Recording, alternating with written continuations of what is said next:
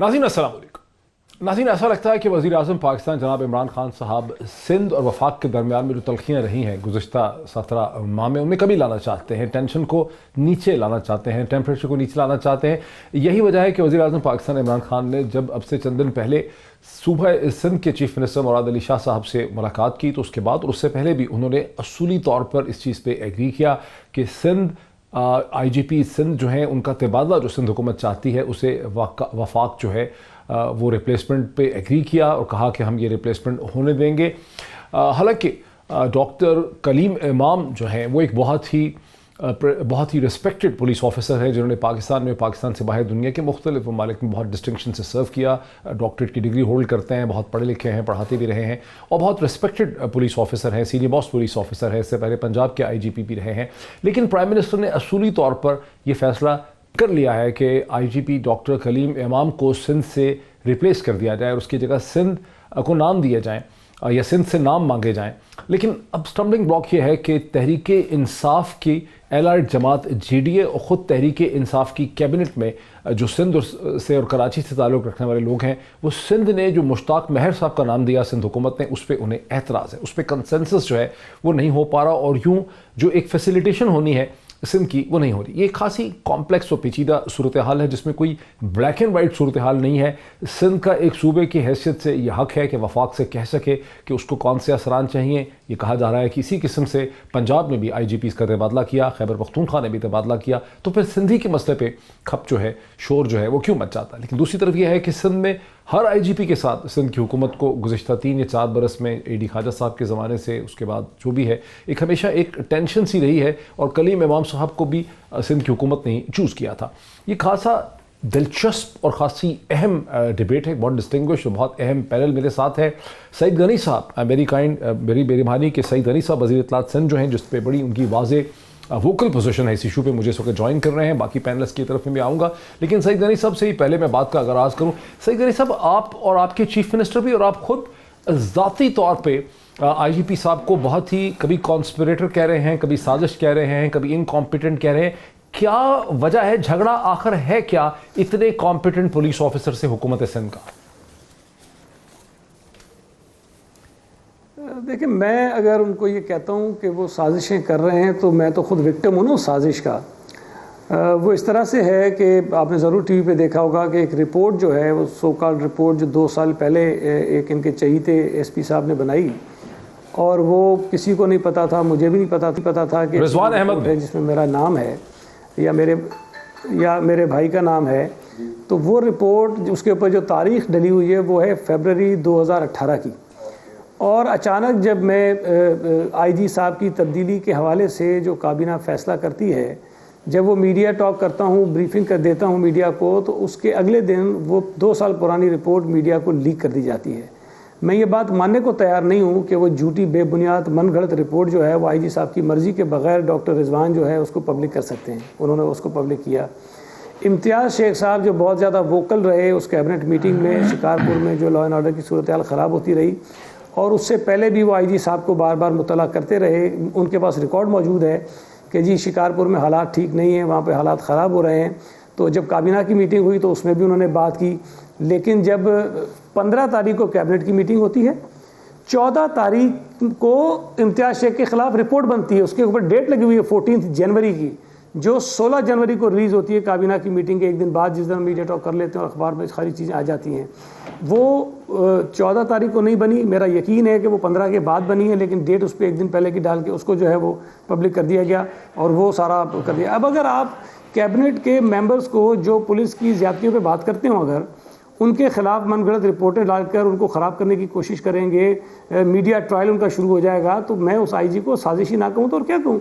अगर तो आपके SP के पास मेरे खिलाफ या इम्तियाज़ शेख साहब के खिलाफ लेकिन ऐसे एविडेंस सवाल ये भी तो है ना, पता है कि हम किसी जो सईद गनी साहब एक लोगों के जी नहीं, ये बहुत अच्छा आप एक्सप्लेन करें, लेकिन सईद गनी साहब ये भी तो एक हकीकत है ना कि मार्च 2016 से लेके जून 2016 तक सिंध हुकूमत का, जिसका आप हिस्सा रहे हैं, बहुत झगड़ा रहा है AD ख्वाजा साहब के साथ भी, और फिर मामला सिंध हाई कोर्ट में गया, सुप्रीम कोर्ट में गया, और दोनों दफ़ा आप देखा कि सिंध हाई कोर्ट ने भी आपकी हुकूमत की लॉजिक और मंतक से एग्रीमेंट नहीं किया। ये वही चीज़ है जिसमें जबरान नासिर साहब एज एक्टिविस्ट के तौर पर आते रहे। तो आपका झगड़ा तो हर IGP के साथ चल रहा है। इसको दूसरी तरफ से भी आप देखें ना, जब वफाक में हमारी हुकूमत थी तब जो सूबा सिंध में आईजी लगते थे उनसे हुकूमत का झगड़ा नहीं था, उनसे झगड़ा किसी और का था। कंट्रोवर्शियल उनको भी बनाया गया। हम कंफर्टेबल होते थे लेकिन कोई और लोग कंफर्टेबल नहीं होते थे, कोई और इदारा कंफर्टेबल नहीं होता था, उनके ऊपर और तरह की कंट्रोवर्सीज आती थी। लेकिन जब ये 2009 से 13 की बात कर रहे हैं, वो आईजी फिर हमसे, जी मैं आपसे 2009 से 13 तक की बात कर रहा हूं, उस वक्त के आईजीज का उठा के देख लीजिए कि उनको भी कंट्रोवर्शियल बनाया गया, लेकिन हमसे उनका झगड़ा नहीं था। वो झगड़ा कहीं और से होता था। कभी कोई अदालत में केस चला जाता था, कभी इफ्तिखार चौधरी की कोई जजमेंट आ जाती थी, कभी उनकी कोई ऑब्जर्वेशन आ जाती थी, कभी कोई और मसले खड़े हो जाते थे। तो जितने आईजीज भी लगे रहे, अगर हमारे साथ ठीक थे तो उनको कहीं और से ख़राब किया गया, और अगर हमारे साथ ख़राब हो रहे थे तो कहीं और से उनको सपोर्ट मिलना शुरू हो जाती थी। तो ये सारी चीज़ें सिर्फ इसलिए हो रही थी कि पीपल्स पार्टी को सुकून के साथ हुकूमत करने नहीं देनी, कहीं ना कहीं से उनको डिस्टर्ब करना है। अच्छा, मैं आपको ये सवाल आपसे पूछ लेता हूँ कि अगर सूबा सिंध में ये प्रॉब्लम है, चले हमारे अंदर कोई डिफेक्शन है, हम कोई मैन्युफैक्चरिंग फॉल्ट है हमारे अंदर कि हम किसी आईजी के साथ चल नहीं सकते हैं, तो पंजाब में 5 आईजी तब्दील हुए हैं, क्या बिला वजह तब्दील कर दिए इन्होंने? कोई रीज़न नहीं था उसका। केपीके के अंदर 4 आईजी तब्दील हो गए, बिला वजह तब्दील कर दिए। वो बहुत अच्छे अफसर थे, कोई प्रॉब्लम नहीं था, सारी चीज़ें ठीक चल रही थी, काम भी बड़ा अच्छा कर रहे थे, लेकिन तब्दील हो गए। इस्लामाबाद में भी तब्दील हो गए, लेकिन किसी जगह से कोई शोर नहीं उठा, किसी आईजी ने तकरीर नहीं की, कोई वहां पर अदालत में नहीं गया। और इस वक्त भी मैं आपको बता दूं कि सूबा सिंध वाहिद सूबा है पाकिस्तान का जहां पर जो पुलिस का कानून है वो अदालती फैसले की रोशनी में बना हुआ है।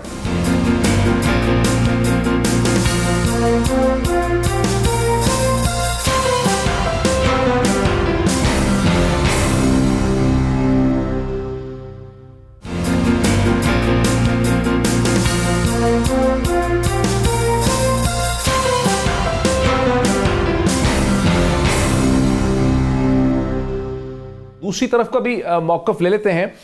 नुसरत सहर अब्बासी साहब जो हैं वो साहिबा जो हैं वो रहनुमा है GDA की, और खुरम शेर जमान साहब जो हैं वो रहनुमा है पाकिस्तान तहरीक इंसाफ के, और कराची से मुझे लिंक से ज्वाइन करें। नुसरत, दोनों को वार्म वेलकम। नुसरत सहर अब्बासी साहिबा, ये क्या वजह है कि जबकि प्राइम मिनिस्टर रिलेंट कर रहे हैं, वो चाहते हैं कि सिंध और वफाक के दरमियान में तलखियाँ कम हो, इसी वजह से उन्होंने एग्री कर लिया है कि जो IGP हैं कलीम इमाम साहब, हालांकि वो कलीम इमाम साहब को बात पसंद करते हैं, लेकिन उन्होंने एग्री कर लिया है कि उनको नारकोटिक्स में शिफ्ट कर दिया जाए। आपकी जमात और आप इसकी मुखालफत क्यों कर रही? थैंक यू सो मच मोहित साहब, आपने अपने प्रोग्राम में लिया। देखिए जी, मुखालफत हम लोग तब उस पर आए हैं जब यहाँ हमारी पीपल्स पार्टी की जो हुकूमत है सिंध में, उनके लिए इस वक्त सबसे बड़ा मसला सिंध में कलीम इमाम है, और कोई मसाइल नहीं है।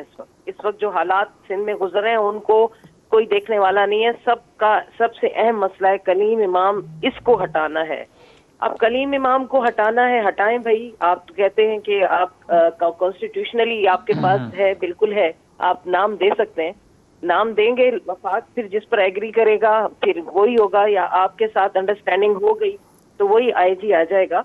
लेकिन वही बात जो अभी आपने भी कही, हम भी इस चीज को समझ रहे हैं, काफी अरसे से देख भी रहे हैं, और एक हुकूमत जिसकी कंटिन्यूटी है, मतलब एक पार्टी की कंटिन्यूटी है, ये तीसरी बार टेन्योर है इनका पीपल्स पार्टी का, और सिंध पे रूल कर रहे हैं। हमेशा यहाँ हिस्ट्री रही है, आप देखते रहिए, मैं थोड़ी कह रही हूँ, आप अगर निकालेंगे, रिसर्च करेंगे तो पता चलेगा कि सिंध में जब जब पीपल्स पार्टी की हुकूमत रही है तब जितने भी ऑनेस्ट ऑफिसर्स, मेरिट पर ऑफिसर्स काम करना चाहते हैं वो काम नहीं कर पाते, इसी प्रेशर की वजह से, क्योंकि सियासी प्रेशर रहता है उनके ऊपर। बहुत सारी मिसालें आपके सामने दी जा सकती हैं, जैसे AD ख्वाजा की मिसाल है। इससे पहले मैं नाम लेने पर आऊँ तो काफी आपका टाइम निकल जाएगा। या अगर रिजवान मेमन की भी बात की जाए तो उनके हवाले से भी उनका अगर आप पिछला रिकॉर्ड निकालें तो आपको रिकॉर्ड तो उनका बेहतरीन, जैसे कलीम इमाम के बारे में आपने कहा, कल इनके अपने पीपल्स पार्टी के सीनियर मेंबर नबील गबोल साहब बैठे हुए यहाँ कह रहे हैं चैनल्स पे कि बहुत ईमानदार है। मैं लाइक करता हूँ ऐसे ऑफिसर को। अगर ईमानदार भी है, AD ख्वाजा के लिए भी यही था कि ईमानदार भी है, अच्छा काम भी कर रहा है, प्रॉब्लम कहाँ है? प्रॉब्लम यह है कि फिर कोई जाती चीज आ जाती है कि यहाँ पर। लेकिन नुसरत सहर अब्बासी साहिबा, आपने सुना सईद गनी साहब ने ये कहा कि खैबर पख्तूनख्वा में भी बहुत से IGP तब्दील हुए गए, पंजाब में भी तब्दीलियां हुई हैं, तो सिंध ही फिर क्यों कंट्रोवर्शियल है? देखिए जी, पंजाब की अपनी ग्राउंड रियलिटीज होती हैं, वहाँ के अपने सूबाई और वफाकी ताल्लुकात हैं, या पंजाब के या वफाक के अपने ताल्लुकात हैं। उनको अगर हम अपने सिंध के हिसाब से कंपेयर करेंगे तो फिर यहाँ के हालात ये हैं कि यहाँ पर हमेशा लॉ एंड ऑर्डर के हवाले से हम सिंध गवर्नमेंट को यही कहते रहे। अभी भी आप मुझे सिर्फ एक सवाल का जवाब इनसे लेकर दे दें कि क्या आपके पास कोई अच्छा कॉम्पिटेंट होम मिनिस्टर नहीं है? मतलब ये सिंध है ना, कितने अरसे से एक होम मिनिस्टर अलग फुल फ्लैज एक पोर्टफोलियो है, लेकिन वो यहाँ आपको नहीं मिलेंगे। आपको वो भी सीएम साहब अपने हाथ में रख के बैठे हुए। अच्छा, मेरे साथ रहिए नाज़रीन। एक्स इंस्पेक्टर जनरल पुलिस जो काम कर चुके हैं, इंस्पेक्टर पुलिस रहे हैं, जनाब अफजल शेखरी साहब ने मुझे ज्वाइन किया। मेरे साथ हैं जनाब खुर्रम शेर जमान साहब भी, जो रहनुमा है पाकिस्तान तहरीक इंसाफ के। क्विकली मैं दोनों का पॉइंट ऑफ व्यू अगर ले लूँ। और खुर्रम शेर जमान साहब, अभी आपकी क्या पोजीशन है सिंध में, जबकि प्राइम मिनिस्टर ने ये इंडिकेट कर दिया है कि वो डॉक्टर कलीम इमाम जो हैं उनकी ट्रांसफ़र को एक्सेप्ट करते हैं और अब नामों का मसला रह गया। तो अब पहले तो आप इस पर बहुत वोकल है, अब आपकी पोजीशन है क्या लोकल? नहीं, देखें, हमारी पोजीशन पहले भी यही थी, हमारी पोजीशन आज भी यही है। वज़ीर आज़म साहब ने जिस दिन आए थे आज कराची, जो उनका दौरा हुआ था से कुछ दिन पहले, उन्होंने बड़े क्लियर वर्ड्स में ये बात कह दी थी कि ये सूबाई मसला है और अगर इसके ऊपर सूबाई हुकूमत अगर आईजी को तब्दील करना चाहती है तो उसके ऊपर हमें कोई एतराज़ नहीं है। लेकिन देखें, वज़ीर आज़म साहब की प्रायोरिटी क्या है? वज़ीर आज़म साहब चाहते हैं कि सूबे सिंध के अंदर जो हालात हैं वो ठीक हो जाएँ, लॉ एंड ऑर्डर के इशूज़ जो हैं वो रिजॉल्व हो जाएँ। आप देखें ना कि कलीम इमाम साहब, तो जो मेरा ज़ाती एतराज़ है वो तो मेरे ख्याल से सितंबर की 2018 के अंदर वो बने थे, लेकिन आप उसके बाद से देखें कि शहर के अंदर कितने हालात जो हैं वो ख़राब रहे हैं, कितनी गाड़ियां जो हैं वो छीनी जा चुकी हैं, कितनी मोटरसाइकिलें छीनी जा चुकी हैं, कितने लोग रोज़ाना की बुनियाद के ऊपर जो हैं वो यहाँ पे शहर में लुट जाते हैं, कितने मोबाइल फ़ोन्स हैं, कितने लोग जो हैं वो कत्ल कर दिए गए हैं रेजिस्टेंस की बिना पे, जब उनके साथ छीनम छानी के मामला होते हैं, डकैतियाँ कितनी हैं। तो अगर आप सूबे सिंध के अगर ये सारे फिगर्स निकालेंगे तो पूरे पाकिस्तान में सबसे ज़्यादा जो आपको फिगर नज़र आएगा वो सूबे सिंध का नज़र आएगा। मेरा ये सवाल है कि जब यहाँ पे 2 मिनिस्टर्स के ऊपर जब ये इल्ज़ामात लगते हैं और ये सारी रिपोर्ट्स निकलती हैं तो उस वक्त ये सारी चीज़ें इतनी ज़्यादा क्यों हो जाती हैं? देखिए, हमने खुद ज़ाती तौर पर सिंध असेंबली के अंदर बहुत दफ़ा कॉल अटेंशन डाली हैं, एक जनरल मोशंस डाली हैं। पिछले 2-3-4 सालों से हम डाल ही रहे हैं कि हालात बेहतर नहीं हो रहे हैं। होम मिनिस्टर बहुत सारे आए हैं, वो फेल हो गए हैं, यहाँ तक कि चीफ मिनिस्टर साहब जो हैं वो खुद हालात को कंट्रोल नहीं कर पा रहे। अब आप देखें ना कि दुनिया के अंदर अगर आप कराची का अगर एक वो भी देखें, क्राइम रेट देखें, तो कराची का जो रेट आता है क्राइम रेट वो बहुत हाई आता है, जिसके अंदर कराची एक नुमाया नंबर के ऊपर आ जाता है। तो इतने टाइम से ये हालात चल रहे थे, उस वक्त कभी IG के चेंजेस की बात नहीं है, लेकिन आज कर रहे हैं। बट स्टिल हम इनकी बात को अहमियत देते हैं क्योंकि हमारी जो प्रायोरिटी वो यही है कि सूबे के हालात ठीक रहें। हम नहीं चाहते हैं इसके अंदर कोई किसी किस्म की नेगेटिव बात करें।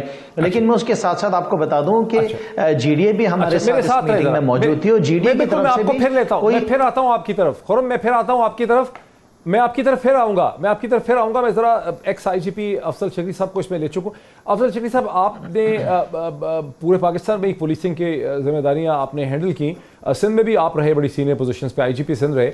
ये बताएं कि सिंध में जो IGP है उसका और सिंध की हुकूमत की मसलसल जो एक फड्डा और एक टेंशन है वो क्यों रहती है? इतनी लड़ाई IGP की किसी और सूबे में नहीं है हुकूमत के साथ, इसकी वजह क्या है? नहीं, मैं ख्याल है सारे सूबों में। आपको पंजाब में उन्होंने 5 IG चेंज कर दिए, KPK में उन्होंने 3 IG चेंज कर दिए, चौथा आ गया। और सिंध वाले जो है ये मसलसल इनका कॉन्फ्लिक्ट रहता है, वो इसलिए कि वो रेजिस्टेंस आती है, यहाँ की सिविल सोसाइटी बड़ी स्ट्रांग है, वो रेजिस्ट करती है, मामला अदालत में चले जाते हैं और उसकी वजह से फिर ये रुक जाता है। और उसके बाद फिर ये एक तलखी पैदा होती है कि जहाँ पे अनफॉर्चुनेटली आपको ये बहुत ऑब्वियस नजर आता है कि पुलिस और जो डिपार्टमेंट है या IG जो है वो और उसके दरमियान में जो पॉलिटिशियंस जो है उनके दरमियान में आपको एक टेंशन और एक कॉन्फ्लिक्ट नजर आती है, जो कि मैं समझता हूँ बहुत अनफॉर्चुनेट है। पुलिस अफसरान जो है वो एक सरकारी मुलाजिम है, वो है क्या वजह है क्या IGP रहे आप खुद, वजह है क्या कि IGP में और सिंध की हुकूमत में जो फड्डा है उसकी बुनियादी फॉल्ट लाइन है क्या? नहीं, ये हर वक्त तो नहीं रही है, ये तो रिसेंट फिनोमेना है जो ये पिछले कोई 5-7 साल के अंदर ये ज्यादा सिचुएशन प्रोनाउंस्ड हुई है। जब हमने यहाँ पे मुलाजमत की है, पीपल पार्टी की ही हुकूमत में मुलाजमत की है, हमारे डिफरेंस ऑफ ओपिनियन भी होते थे, लेकिन वहाँ पर आपको एक कायदे के साथ आपके साथ एक सलूक किया जाता था और इस किस्म का कॉन्फ्लिक्ट नहीं होता था। और वहाँ एक एडवांटेज ये था कि फेडरल गवर्नमेंट और जो प्रोविंशियल गवर्नमेंट भी एक थी। तो इसको जहन में आप रखें कि इस कॉन्फ्लिक्ट के अंदर ये भी है कि दो मुख्तलिफ पार्टियां हैं, उसकी वजह से भी रुकावट पैदा होती है और मुश्किलात आपके सामने पेश हैं। और आप देख रहे हैं कि ये एक बड़ी बहुत नामुनासिब सी बात है। ये एक तकरीबन 1 लाख पुलिस फोर्स है, उसको ये कमांड करता है जो आईजी जो है, और उसके साथ ये जो सलूक होता है कि फौरन उनको ट्रांसफर कर देते हैं। और यहाँ की मैंने बात नहीं की, सारे पाकिस्तान की ये हालत है। और मैं तो आप समझता हूँ कि आप फिर क्या ये कह रहे हैं कि चूंकि वफाक में और सिंध में एक नहीं होती हुकूमत, तो फिर आईजीपी क्या वफाक के बिहाफ पे इंटरफेयर करता है? क्या सिंध हुकूमत की बात नहीं मानता है? क्या आप ये कह रहे हैं? नहीं, वो सिंध वाले जब अगर एक हुकूमत होती है तो जिस तरह से पंजाब में और सूबा सरहद के उसमें सूबा केपीके के अंदर लोग ट्रांसफर हुए, वो फौरन ट्रांसफर हो गए। उन्होंने कहा कि जिसको ट्रांसफर कर दो, उन्होंने ट्रांसफर कर दिया। अब वो यहाँ पर एक वो कंसल्टेशन और एक वो शुरू हो जाता है। और दूसरी जो मैंने आपसे बात की कि यहाँ की सिविल सोसाइटी बहुत एक्टिव है, वो इन मामलात को अदालत में ले जाती, उसकी वजह से आपके लिए ये कॉन्फ्लिक्ट आपको ज्यादा प्रोनाउंस नजर आ रहा है। लेकिन फिर आप समझते हैं कि ये जो कॉन्फ्लिक्ट है, आपने कहा कि खैबर पख्तूनख्वा में 5 आईजीपी चेंज हो गए, पंजाब में 3 चेंज हो गए, तो फिर इसका मतलब है कि पूरे पाकिस्तान के जो सूबे हैं वहाँ पे जो इंस्पेक्टर जनरल पुलिस है और जो वहाँ की सूबाई हुकूमत है उसके दरमियान में मसलसल अनबन रहती है। फिर उस अनबन की क्या वजह है? खैबर पख्तूनख्वा में क्यों 5 दफ़ा तब्दील हो गए, पंजाब में क्यों 3 दफ़ा तब्दील हो? क्या मसला है? ये आईजीपी इसका मसला है, हुकूमतों का मसला है? नहीं, आईजीपी का मसला नहीं है। क्या है? आप देखें ना, आपको प्रोविंशियल जो आपकी जो पॉलिटिकल गवर्नमेंट्स हैं वो पुलिस को डायरेक्टली कंट्रोल करना चाहती हैं। वहां पे एक कॉन्फ्लिक्ट पैदा हो जाता है, पुलिस वाले उसको रेजिस्ट करते हैं, आप उनको हटा देते हैं। यहाँ पे हटाना मुश्किल हो रहा है तो आपको कॉन्फ्लिक्ट नजर आ रहा है।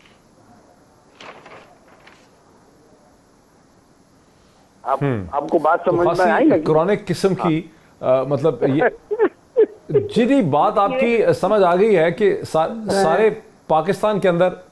अच्छा सईद साहब, आपको क्या लगता है? आपका फिर ये अच्छा मुझे जी सईद साहब, मुझे कहा जा रहा है कि ब्रेक में ले लूं। बहुत ही दिलचस्प पैराहे पे ये मुझे पड़ रही है। अब मैं समझना चाहता हूं कि असल में जो जैसे कि एक्सप्लेन किया अफसल शेखरी साहब ने, मैं ब्रेक ले लूं और ब्रेक के बाद मैं सईद अनीस साहब का इस पर रिस्पॉन्स लेता हूं आफ्टर द ब्रेक।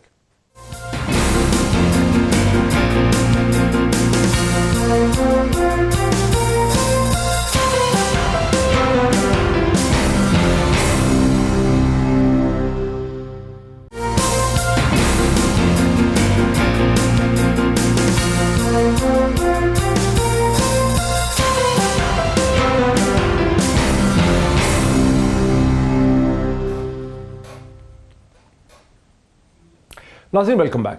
नाज़रीन, वक्फे से पहले एक्स इंस्पेक्टर जनरल पुलिस जनाब अफसल शेखरी साहब हमारे साथ थे और उन्होंने जो कमेंट्स किए उससे खासी सूरत हाल जो है वो खासी मुख्तलिफ नज़र आने लग गई है, खासी दिलचस्पी हो गई है। बादी नज़र में तो यही समझा जाता है कि सिर्फ सिंध में ही जो आईजीपी है उसका और सिंध की हुकूमत का फड्डा है या झगड़ा है, लेकिन उनका कहना था कि हर जगह ही आईजीपी के साथ एक जो सूबाई हुकूमत है उसका एक झगड़ा है, उसकी एक अनबन है, उनके ताल्लुका ठीक नहीं है। खैबर पख्तूनख्वा में गुज़श्ता चंद माह में 16-17 माह में 5 आईजीपी तब्दील हुए हैं, पंजाब के अंदर 3 आईजीपी तब्दील हुए हैं। फ़र्क सिर्फ इतना है कि चूँकि सिंध में और वफाक में एक हुकूमत नहीं है, 2 मुख्तलिफ हुकूमतें हैं, जब आईजीपी की तब्दीली का मसला आता है तो एक झगड़े की सूरत हाल जो है वहाँ पर डेवलप कर जाती है। सईद अनीस साहब जो कि वज़ीर इत्तलात हैं, सिंध के इस इशू पे बहुत वोकल हैं, उनकी तरफ आता हूँ। सईद अनीस साहब, फिर क्या आप ये कहेंगे कि वफाक जो है वो आईजीपी को यूज़ करता है, उसको एनकरेज करता है कि सिंध हुकूमत जो है उसकी बात ना मानी जाए? क्या इस तरह से आप कैरेक्टराइज करेंगे? देखिए, एक तो मैं थोड़ी सी करेक्शन कर दूं। अभी वो खुर्रम शाह ज़मान ये कह रहे थे कि वज़रा के ख़िलाफ़ रिपोर्ट्स आई तो फिर हो गया। ये दोनों रिपोर्ट्स आईजी सिंध के तबादले की दरख्वास्त देने के बाद आई हैं, ये उससे पहले की नहीं है। ऐसा नहीं हुआ कि हमारे खिलाफ रिपोर्ट आई तो हमने कहा कि आईजी को तब्दील कर दो। आईजी को तब्दील करने की बात पहले हो चुकी थी और उसके बाद ये दोनों रिपोर्ट्स आई। अब जो बात आपने पूछी है, देखिए थोड़ा सा मुझे वक्त है, मैं आपको सारी समझाऊँ कि ये सारा काम है क्या। देखें, अगर आप कहते हैं एडी ख्वाजा साहब बहुत अच्छे पुलिस ऑफिसर थे, उनको लगाया तो हमने था ना, हमारी रिकमेंडेशन पे वो लगे थे, वो कोई ऊपर से मुसल्लत हम पे नहीं किए गए थे, हमने लगाए थे। कलीम इमाम साहब को आईजी सिंध के लगाने का जो प्रपोज़ल था या जो उनके नाम की डिमांड थी वो सिंध गवर्नमेंट ने की थी, पीपल्स पार्टी की सिंध गवर्नमेंट ने की थी, ऊपर से हम पर मुसल्लत नहीं हुए थे, हमने लगाया था। हम अच्छे ऑफिसर्स को समझ के लगाते हैं और हमारी कोशिश ये होती है, तवक्को ये होती है कि वो बेहतर डिलीवर करें। ऐसा नहीं है कि आपको सितंबर 2019 में तीन नाम आपको दिए गए थे, आपने सेलेक्ट किया, 3 नाम वफाक ने रेकमेंड किए थे, तो उसमें से आपने कलीम इमाम को सेलेक्ट किया था 3 नामों में से? नहीं, ऐसा नहीं था। मैं आप बता देता हूँ। देखिए, इस वक्त जो हमारा कानून है 2019 का पुलिस ऑर्डर, उसमें ये लिखा हुआ है कि 3 नाम वफाक भेजेगा और उनमें से सूबा एक किसी को जो है वो चूज़ कर लेगा। लेकिन अगर हमारे पास एतराज़ात हो तो हम तीनों को मुस्तरद भी कर सकते हैं और उनसे कह सकते हैं कि दूसरे नाम भेज दें, लेकिन वफाक ने 3 नाम भेजने होते हैं। इस 2019 के हमारे कानून से पहले जो एक एग्रीमेंट है बिटवीन फेडरल गवर्नमेंट जो है, तो बड़ा गलत सा इसलिए कि वो केयरटेकर गवर्नमेंट ने किया था, उसमें ये लिखा हुआ है कि सूबा 3 नाम भेजता है और वफाकी हुकूमत उनमें से किसी एक को चूज़ कर लेती है।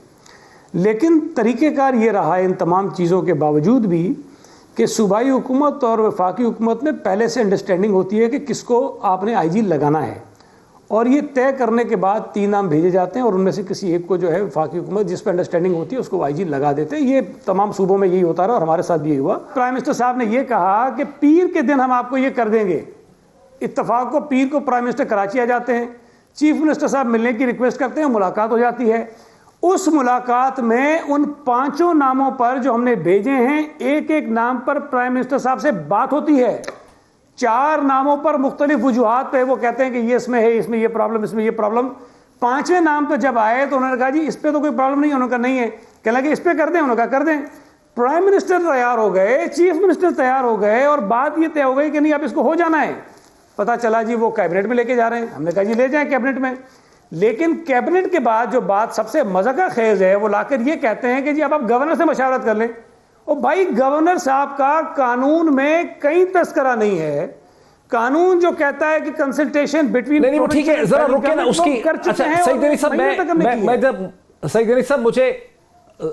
साहब, मुझे एक अपोजिंग और दूसरी पॉइंट ऑफ व्यू इसमें लाने दीजिए, खुर्रम शेर जमान साहब का भी और इस पे नुसरत सहर अब्बासी साहबा का। नुसरत सहर अब्बासी, आप ये देखिए कि जो कुछ अब बात हुई है इसमें कि नया ज़ाविया उभर के आ गया, जो कि इंस्पेक्टर जनरल जो है अफसल शेखरी साहब ने जो कुछ कहा, जो अब इस्तेमाल बात एक्सप्लेन कर रहे हैं सईद गनी साहब, अब आपका क्या मौकफ है इस बदलते हुए आर्गुमेंट में? आपका क्या मौकफ?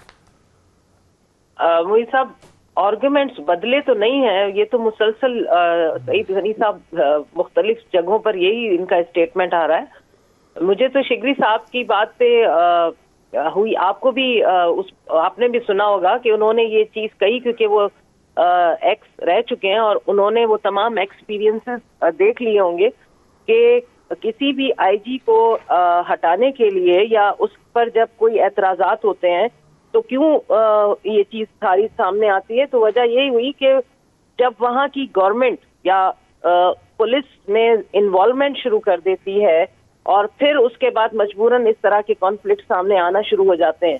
आज ही अदालत का एक फैसला आया है जिसमें सिंध गवर्नमेंट ने जितने भी ट्रांसफर पोस्टिंग किए हैं उन तमाम ट्रांसफर पोस्टिंग को इलीगल करार दिया कि आईजी से मुशावरत ही नहीं की गई।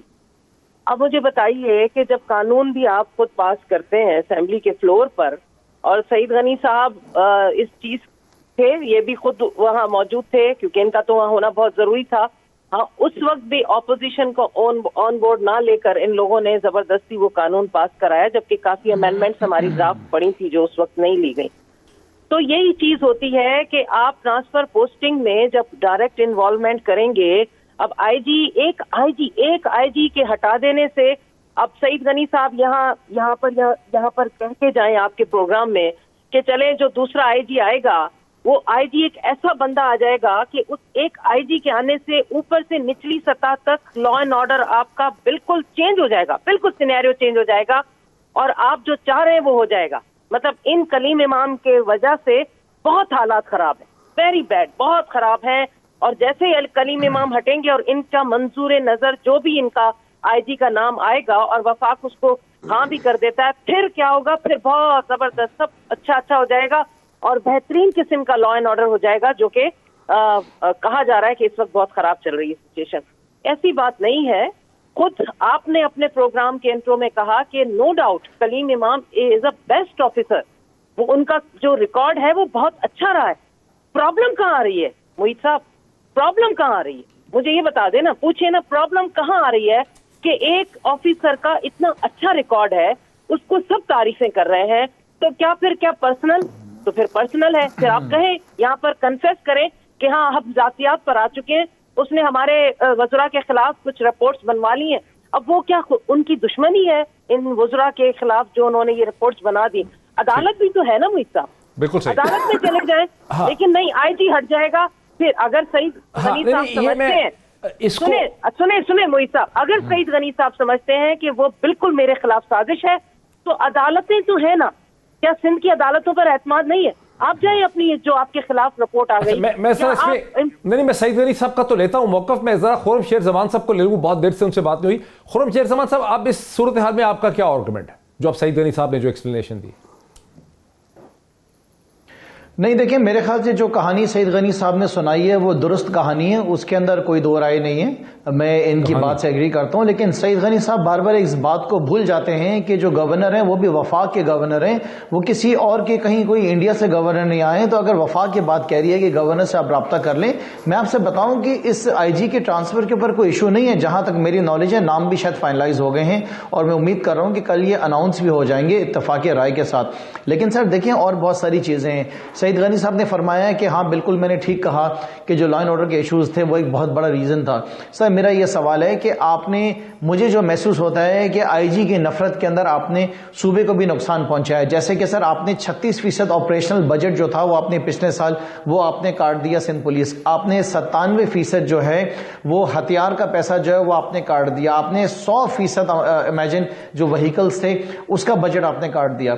और रही बात कि जो आपने कही बात कि वो जातियात के ऊपर आ गए और आपके ऊपर उन्होंने इल्जामात लगाए, तो जिस तरीके से नुसरत बहन ने फरमाया, हमने तो असेंबली में खड़े होकर ये सवाल किया था होम मिनिस्टर से जो कि चीफ मिनिस्टर हैं कि वो जरूर इस बात को क्लियर करें कि जो आपके मिनिस्टर्स के ऊपर एलिगेशंस आए, तो आप तो उसके लिए तो जुडिशियल कमीशन डिमांड करें। इनफैक्ट आप खुद जुडिशियल कमीशन बनाएं, आप जीआईटी बनाएं और अपने आप को, डेफिनेटली हम चाहेंगे कि आप हमारे कोलीग्स हैं, इस बात को क्लियर किया जाए कि जो एलिगेशंस आप पे लगी हैं उनको क्लियर कराया जाए। हमने तो यहां तक असेंबली में कहा था, मैंने खुद जाती तौर पे कहा था कि अगर ये एलिगेशंस आपके ऊपर लगी हैं, ये नामुनासिब अगर एलिगेशंस आप समझते हैं झूठी हैं, तो फिर आप आगे जाके उनके खिलाफ भी केस करें ना, उसको मंतकी अंजाम तक पहुंचाएं। लेकिन देखिए, इसके अंदर मीर साहब कोई दो राय नहीं है कि सूबे सिंध के जो लॉ एंड ऑर्डर के हालात हैं वो बहुत ज्यादा खराब हैं। पीपल्स पार्टी का हर मिनिस्टर जो है वो सूबे सिंध के अंदर आवाम की जानो माल की हिफाजत में नाकाम हुआ है। आज नहीं, पिछले 12 साल से। इन 12 साल में इनकी 2 दफा इक्तिदार में रहे हैं और पता नहीं कितनी बार इनकी हुकूमत बनी है। मैं भी इस बात को जो है नुसरत की सेकंड करता हूं कि अब जो नया आईजी आएगा तो इसका मतलब यह है कि फिर सब कुछ ठीक हो जाएगा। फिर हमको रोजाना की बुनियाद पे हम आपसे सवाल करेंगे, इस बात को याद रखें। लेकिन मैं मशहूर कराता हूं इस बात को सईद मुझे ब्रेक लेनी है कि मुझे ब्रेक लेनी है, सूबाई जो सूबाई हुकूमत की डिमांड है रिगार्डिंग आईजी का, उसको पूरा करेंगे। मैं ब्रेक ले लूं,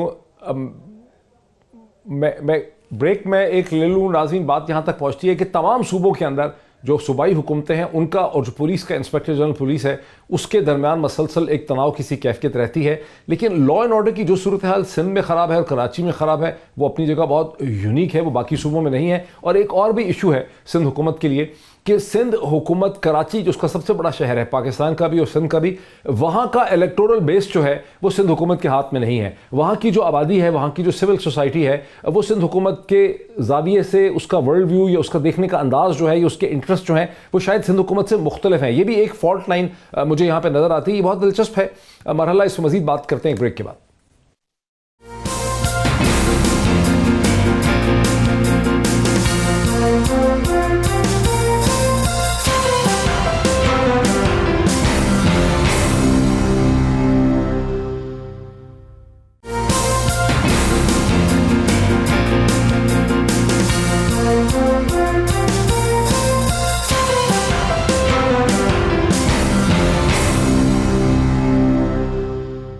उसके बाद तो बदल नहीं होता। नाज़रीन, वेलकम बैक। अब ताहिर आलम साहब जो कि एक्स-IGP हैं इस्लामाबाद के, उन्होंने भी मुझे स्टूडियो में ज्वाइन किया। लेकिन इससे पहले कि मैं ताहिर आलम साहब को उस डिस्कशन में लेके आऊँ, खुर्रम शेर जमान साहब, एक इशू मुझे आपसे उठाना है, वो ये है कि नासिर दुरानी साहब जब रहे पूरे तकरीबन 5 बरस 2013 से और 2018 के दरमियान में वो खैबर पख्तूनख्वा के IGP रहे। PTI ने उनको बड़ा सेलिब्रेट किया, उन्होंने वहाँ बहुत रिफॉर्म की। उस वक्त नवाज शरीफ साहब की हुकूमत थी सेंटर में और उन्होंने मतलब वहाँ पे कोई फंडा नहीं हुआ। अब जो ये आर्गुमेंट सामने आया है कि वफाक अगर हुकूमत होती है एक पार्टी की और सिंध में दूसरी होती है तो मसला बन जाता है, इसको कैसे आप एक्सप्लेन करेंगे कि वही नासिर दुरानी जब गए पंजाब में, वहाँ मतलब उनको एडवाइज़र के तौर पे लेके गए, वहाँ वो चल नहीं सके, उनको फौरी तौर पे उन्होंने रिज़ाइन कर दिया, तो फिर मसला सिंध की हुकूमत में है या मसला वफाक में?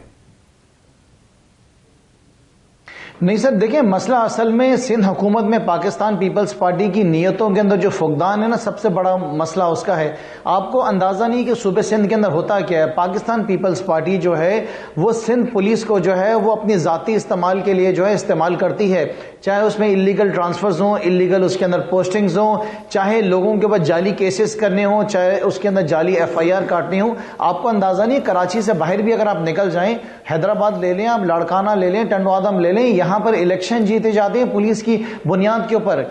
आप जाके हालात तो देखें, वहां पे पुलिस को इस्तेमाल किया जाता है। हमें कोई एतराज नहीं है, ये IG को चेंज करना चाहते हैं, सराखों पे चेंज करें, लेकिन खुदारा अपने तरीकेकार को तब्दील करें। लेकिन मैं आपको एक बात में जरूर अप्रिशिएट करूंगा कि देखें सिंध पुलिस के अंदर इनके अपने निज़ाम के अंदर बेहतरी आई है। अब सिंध पुलिस, अब जो पुलिस हमारी है वो उस तरह की पुलिस नहीं है, वो इलीगल एक्टिविटी से दूर रहना चाहती है, वो अपने आप को इस किस्म की सारी हरकतों से दूर रखना चाहती है। बार बार उनकी तरफ से पैगाम जो है पीपल्स पार्टी हुकूमत को जाते हैं कि आप हमें जो है हमारे ऊपर जोर ना दिया जाए, हमें पुश ना किया जाए, हम अपने हिसाब से निज़ाम को चलाएंगे, हम अपने हिसाब से जो है तरीक़ेकार से इस सूबे के लॉ एंड ऑर्डर को डील करेंगे। तो हमें तो ट्रांसफर के ऊपर उनकी पोस्टिंग पर IG की कोई एतराज नहीं है, लेकिन हम ये अब जो हालात चल रहे हैं उस हालात के साथ अब यही रहे चीजों को खत्म करना पड़ेगा कि पुलिस को जरा ताहिर आलम साहब कुछ मैंने ताहिर आलम साहब इस बिल्कुल सही, जरा रुकिए ताहिर आलम साहब, आप इंस्पेक्टर जनरल पुलिस इस्लामाबाद के रहे हैं, पंजाब में भी आपने काम किया, क्या ये जो टेंशन है IGP और सिंध हुकूमत के दरमियान में, ये सिंध में ज़्यादा है पंजाब के मुकाबले में और वफाक के मुकाबले में और खैबर पख्तूनख्वा के मुकाबले, क्या वजह हो सकती है?